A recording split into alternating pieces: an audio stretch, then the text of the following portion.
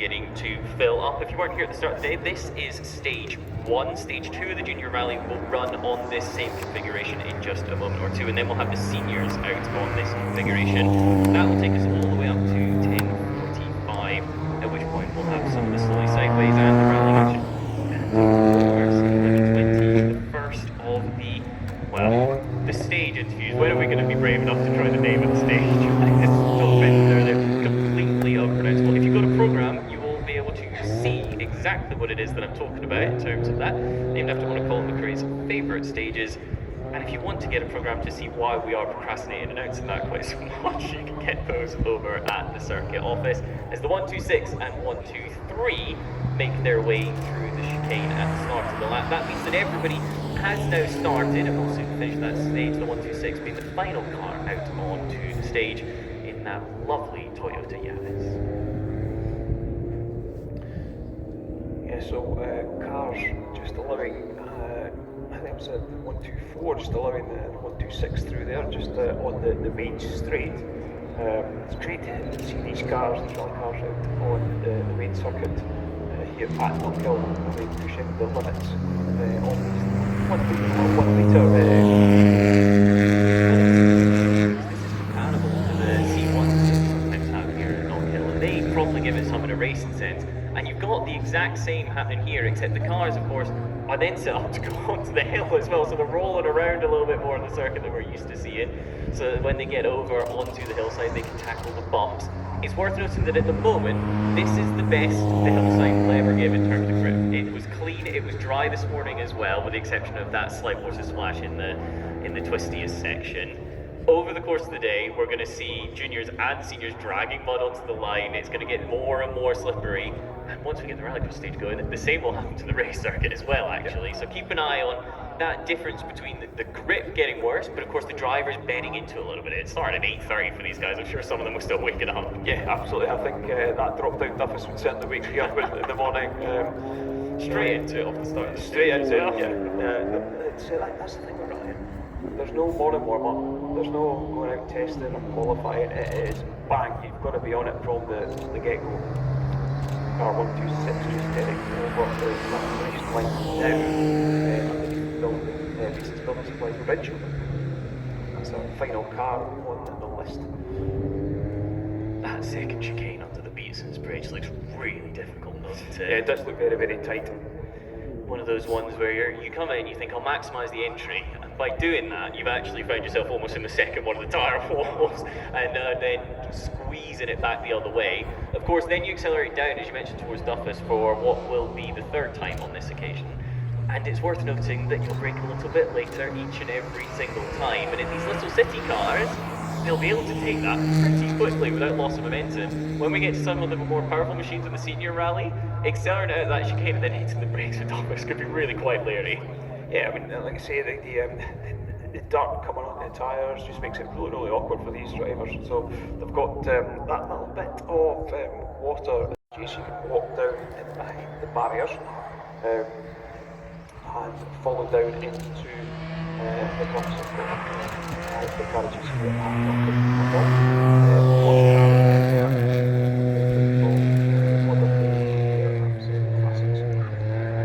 It was a lovely scene when we arrived, actually. It sat parked in the sort of grassy area outside, walked up, came in, and immediately greeted by some fantastic machinery. I believe it was the slowly sideways cars that we'll actually see out on Twitter that I spotted first.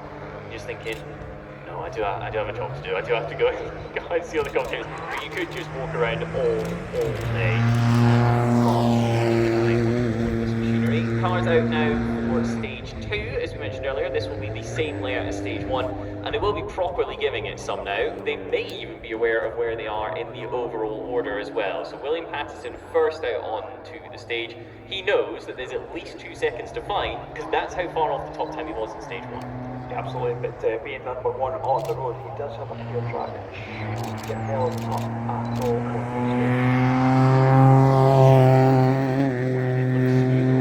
the second of those chicanes on the pit straight, accelerating towards Duffus, which then allows the next car to be released behind. down Duffus. We'll just follow William Patterson on this particular attempt because he looks like he's running really quite smoothly. He, of course, now will know where the stage is going as well. Navigate to that first turn round. Slowly reference when it's in a left, when it's in a right.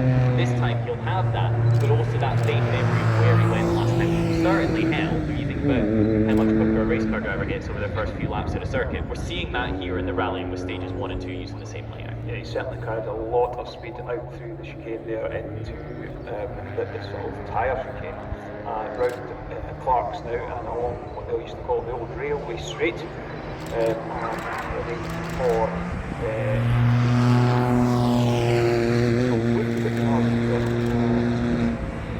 the tri-oval.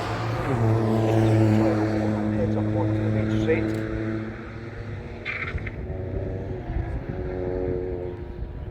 Car 101, so 2 laps of this shortened circuit, then they make their way out onto the top left is the exit of the chicane, and they head out onto the hillside.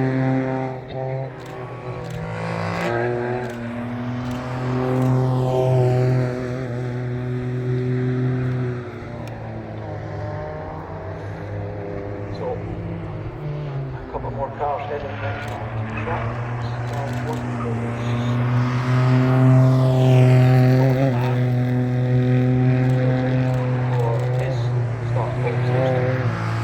In amongst all of that, I do hate to interrupt the running action, but there is a car in the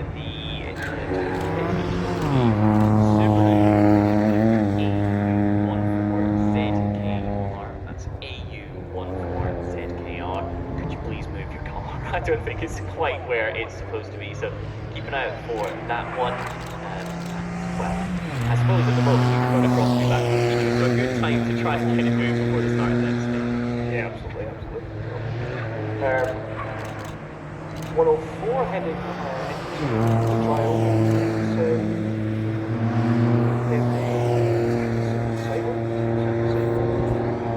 Your guess is as good as mine. It was the quickest car in the first running of the stage, notably.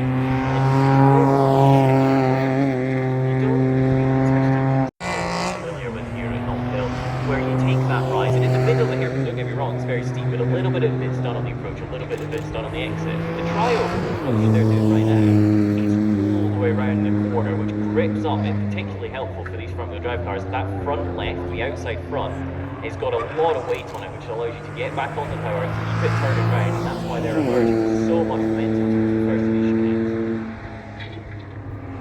Okay, so we are into car 108. Rigid, very quick through that chicane, really quite wide entry has allowed them to carry the speed towards Duffuston on this second lap for them.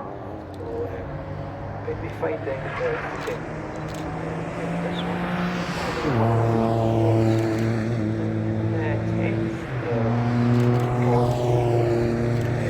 10th stage, but pushing on.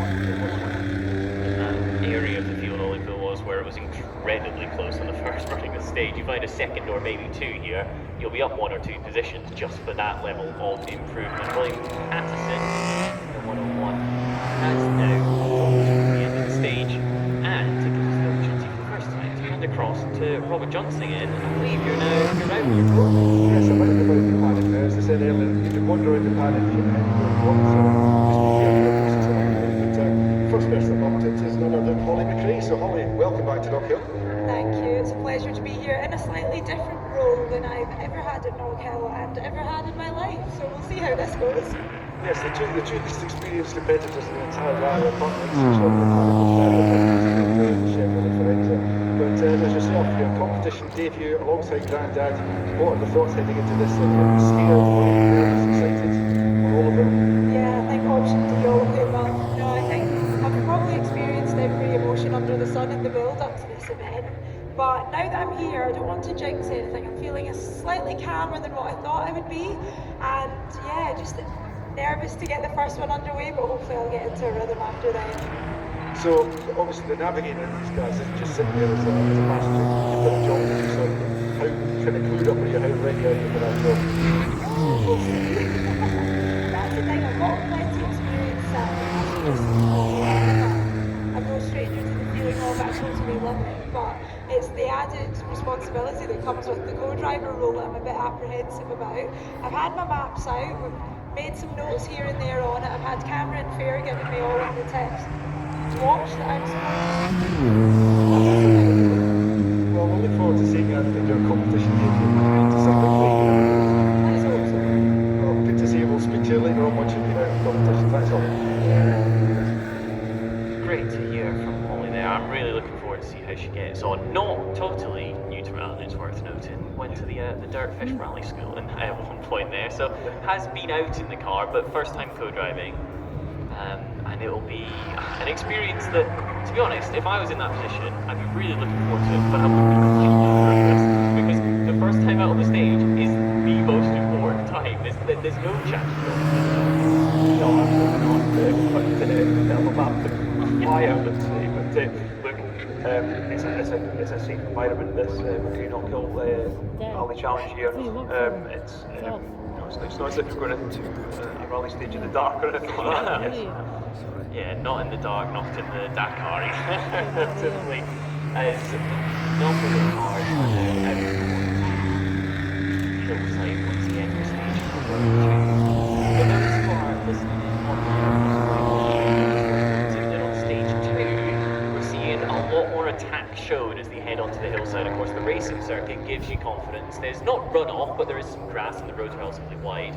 The first time we saw cars up onto the hillside, they weren't quite so lively as they are now. We're seeing in particular the rear bump that is bouncing around quite a bit as they come down towards the lowest point before they swing right to the left onto the hill. Certainly carrying more speed is what that's indicative of, and quite a bit more energy as well. Yeah, absolutely. They're a little more excited, these young drivers in this second stage. Yeah, they're beginning to push on now, and the car's getting a little bit airborne as we see car number 110. Shane Collins, again, just down through that dip, kicking the rear end up.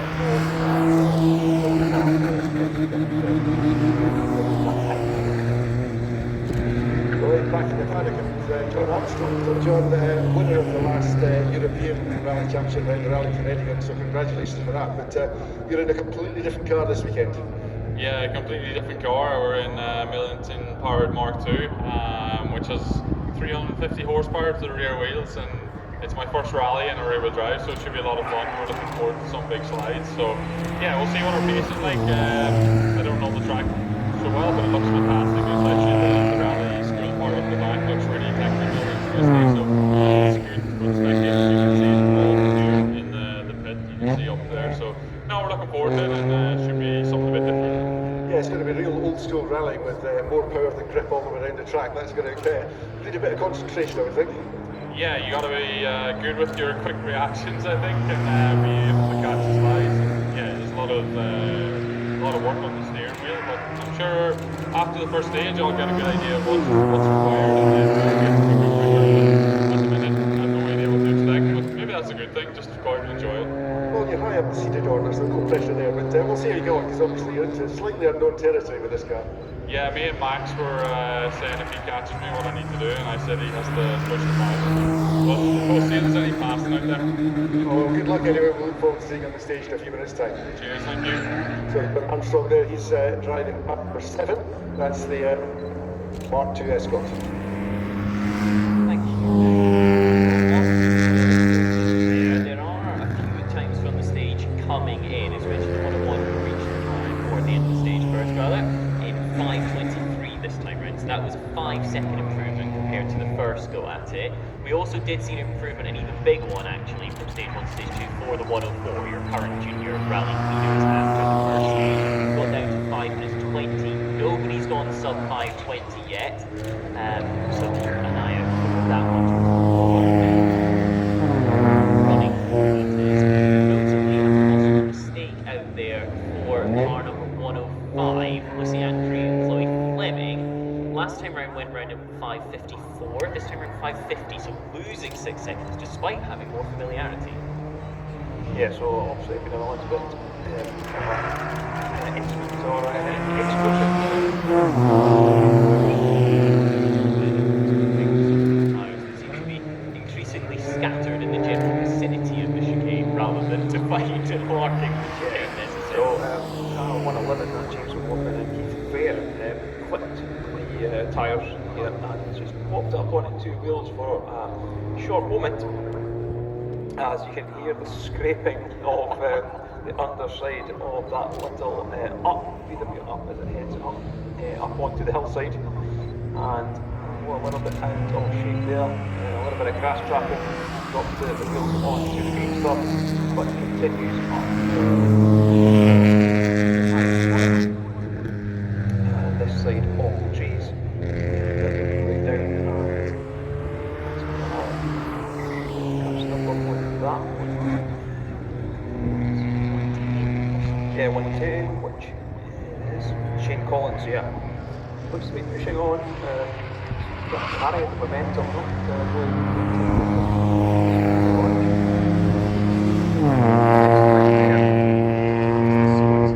go at the stage actually, which I reckon is probably quite good in the junior cars. I reckon it with absolutely zero experience, it's worth noting, but just watching it, it's that perfect balance between out of shape and carrying momentum, and yet still just about not find themselves in the intended line at any given point, but it is bouncing around a touch more than we saw on the first set of runs of this stage layout. Worth noting as well, we commented on that slight bump as they come down the hill against the tree line just in front of where all the spectators are watching. That already seems to be getting notably bigger on the landing, where the cars are digging into the loose gravel surface after having jumped off the nice solid concrete. Yeah, she thought it was a massive difference. This one is 650 in the opening stage, 530 on that one, so obviously had a bit of a problem in stage one, but it's made up for it in stage two, so a competitive run from him. Right, just wandering around the paddock, I've found the least experienced rally driver in the paddock. He's only won the Indy 500 times, but the least experienced rally driver, Daniel. A little bit of trepidation, absolutely, but to drive the car on the road yesterday for a minute just to see what it felt like, and yeah, I don't think I've ever been on the gravel on purpose before, so it's a day of first for me. This is a classic car you're going to be driving, the Chevrolet Firenze, V8 of course, so it's a totally analogue car, but it's got masses of power compared with what the chassis can cope with, so that should be quite a challenge. I think it's all been a challenge today, but I can't think of a more. Yeah, Jimmy McRae's driven it a lot, and when he kind of passed the keys over, he was laughing. He's going to have a good time in it. But my co-driver Andy is, I think he's probably the bravest man here today. Yeah, I would imagine he's got a bit of work on his hands, so we'll leave you to concentrate on building up the event just now, but we'll speak to you maybe after you've done the first couple of stages and see what it's like. Hopefully the car will be back unscathed and at the top of the timesheets. That's the plan. That's the plan, great. Well, we'll see. Plans always fall apart when they encounter reality, of course, but we'll see what happens with Dario. So Dario Franchitti there, multiple IndyCar champion, Indy 500 winner, having his first ever go in a rally car. Said there, first time that you'll be intentionally on the gravel. I wonder if there'll be a bit of an impulse reaction to get back over it again after so many years of trying to keep it onto the sticky stuff. He's now intentionally found himself on the slippery stuff, as there are a few of our juniors over on that part of the circuit right now, of course. Line across from 1, 2, 3 in there. It was the Citroen C1 with a colour scheme that I suspect is intentionally inspired by some of those Sebastian Loeb Citroens through the years.